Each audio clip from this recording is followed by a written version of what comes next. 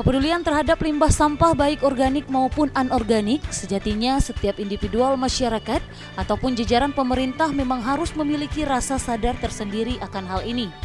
Begitu dikatakan oleh PLT Kepala Dinas Lingkungan Hidup Kabupaten Lebong pada pagi kemarin saat memperingati Hari Peduli Sampah Nasional.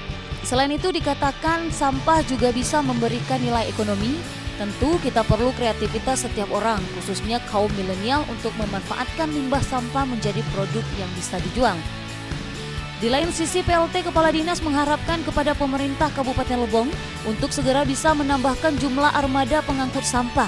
Karena dari 4 kendaraan hingga saat ini hanya 2 yang bisa difungsikan.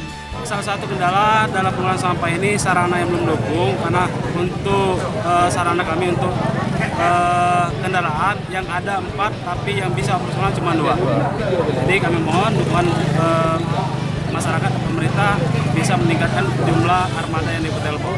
Rega Saputra, Lebong TV melaporkan.